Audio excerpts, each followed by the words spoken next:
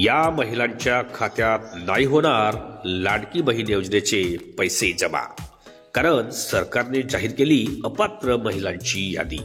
तर नमस्कार मित्रमैत्रिणींनो, आपण बघत आहात माझे युट्यूब चॅनल एज्युकेशनल मनोहर, ज्यावर आपल्याला पाहायला मिळतात इयत्ता 5वी ते 10वीच्या इंग्रजी विषयाचे व्हिडिओज, सोबतच इंग्रजीच्या ग्रामरचे व्हिडिओज आणि नागरिक आणि कर्मचारी बंधू भगिनींसाठी इन्फॉर्मेशनल म्हणजेच माहितीपर व्हिडिओज. या सर्वांची आपली लिस्ट या व्हिडिओच्या डिस्क्रिप्शनमध्ये देण्यात आलेल्या आहेत. त्यावर जाऊन आपण ते व्हिडिओज पाहून घेऊ शकता. तर आजच्या आपल्या या व्हिडिओचा विषय आहे की लाडकी बहीण योजनेनुसार जे पैसे 1500 रुपये महिलांच्या खात्यात जमा होणार आहेत, आता काही महिलांच्या खात्यात मात्र ते पैसे जमा होणार नाहीत, कारण यामध्ये काही महिलांना अपात्र ठरविण्यात आलेले आहे आणि त्यांची एक यादी सुद्धा तयार करण्यात आलेली आहे. तर काय असतील यामध्ये निकष आणि कोणत्या महिला ठरणार अपात्र हे आपण सविस्तरपणे आजच्या व्हिडिओमध्ये बघून घेणार आहोत. त्यामुळेच या व्हिडिओला आपण एक लाईक आणि जास्तीत जास्त शेअर करायला विसरू नका. आणि सोबतच हे चॅनल म्हणजेच एज्युकेशनल मनोहरवर आपण नवीन असाल तर हे चॅनल आपण सबस्क्राईब करायलाही विसरू नका. चला तर बघूया लाडकी बहीण योजनेमध्ये कोणते बदल झालेले आहेत आणि कोणत्या महिलांना हे पैसे मिळणार नाहीत. तर महाराष्ट्र सरकारने राज्यातील महिलांना आर्थिकदृष्ट्या सक्षम करण्यासाठी व महिलांना आर्थिक स्वातंत्र्य देण्यासाठी या योजनेची अर्ज प्रक्रिया 1 जुलै 2024 ते 15 ऑक्टोबर 2024 कालावधीमध्ये ठेवण्यात आली. या कालावधीमध्ये 3 कोटींच्या जवळपास ऑनलाईन व ऑफलाईन अर्ज सरकारकडे प्राप्त झाले. त्यामधील सरकारने जवळपास 2,34,00,000 महिलांना या योजनेअंतर्गत 5 हप्त्याचे पैसे म्हणजेच 7,500 रुपये त्यांच्या बँक खात्यात जमा केले. अशातच मुख्यमंत्री एकनाथ शिंदे यांच्याकडून महिलांसाठी पुन्हा एक मोठी घोषणा करण्यात आलेली आहे. आता या योजनेच्या हप्त्याच्या रकमेत वाढ करून 1500 ऐवजी 2100 रुपये देण्याची वचन मुख्यमंत्री एकनाथ शिंदे यांनी दिलेलं आहे. त्याचप्रमाणे राज्यांमध्ये अशा अनेक महिला आहेत ज्यांना लाडकी बहीण योजनेचे 5 हप्त्याचे पैसे मिळाले आहेत, परंतु त्यामधील लाखो महिलांना या योजनेचा 6वा हप्ता हा मिळणार नाही आहे. असा मोठा निर्णय सरकारने घेतलेला आहे. तर आज आपण याच संदर्भात सविस्तर माहिती पुढे पाहणार आहोत. या महिलांना मिळणार 9,600 रुपये. राज्यामध्ये अशा अनेक महिला आहेत ज्यांचे अर्ज मंजूर झालेले आहे, परंतु त्यांना योजनेचा लाभ काही तांत्रिक अडचणीमुळे मिळाला नाही.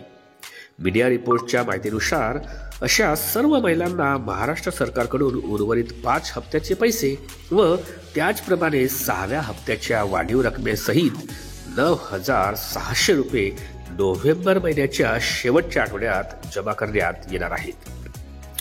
मग आता या महिलांच्या खात्यात जमा होणार नाही पैसे कोणत्या? तर महाराष्ट्र सरकारने मुख्यमंत्री लाडकी बहीण योजनेसाठी काही पात्रता ठेवलेल्या होत्या, परंतु अशा अनेक महिला आहेत ज्यांनी पात्रतेचे उल्लंघन करून ऑनलाईन अर्ज सादर केलेले आहेत आणि त्यांचे अर्ज पण मंजूर झालेले आहेत आणि त्याचप्रमाणे त्यांना या योजनेचे 5 हप्त्याचे पैसे पण जमा झालेले आहेत. परंतु अशा महिलांना आता सरकारकडून मिळणारी पुढील 6व्या हप्त्याची रक्कम त्यांच्या बँक खात्यात जमा होणार नाही आहे. आता सरकारने जाहीर केली अपात्र यादी. महाराष्ट्र सरकारने त्यांच्या अपात्र नियमांमध्ये सांगितले होते की ज्या महिलांना निराधार योजनेअंतर्गत 1500 रुपये मिळत असतील अशा महिला या योजनेसाठी अपात्र असतील, परंतु अनेक महिलांनी या बाबीवर लक्ष न देता ऑनलाईन अर्ज सादर केले आणि त्यांचे अर्ज मंजूर पण झाले आणि त्यांना या योजनेचे 5 हप्त्यांचे पैसे मिळाले. परंतु सरकारने अशा सर्व महिलांची यादी तयार केलेली आहे आणि आता अशा सर्व महिलांना इथून पुढील हप्ते मिळण्याची शक्यता ही कमी आहे. तर एकंदरीत लाडकी बहीण योजनेचे 5 हप्ते ज्यांना जमा झालेले आहेत आणि जे 6व्या हप्त्याची वाट पाहत आहेत अशा महिलांना आता यामधून वगळण्यात येणार आहे. त्यामध्ये निकष कोणते असणार आहेत आणि कोणत्या महिला वगळण्यात येणार आहेत? ज्यांनी अपात्र असूनही ऑनलाईन अर्ज केलेले आहेत अशा महिला अपात्र ठरतील, किंवा ज्या यामध्ये दुसऱ्या योजनेचा फायदा घेत आहेत आणि त्यांनी अर्ज केलेला आहे अशाही महिला अपात्र ठरतील.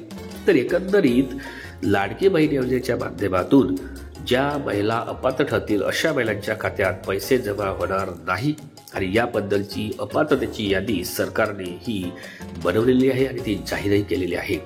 आशा करतो महिलांच्या दृष्टीने अतिशय महत्त्वाचा व्हिडिओ ठरला असेल, त्यामुळे या व्हिडिओला आपण एक लाईक आणि जास्तीत जास्त शेअर करायला विसरू नका.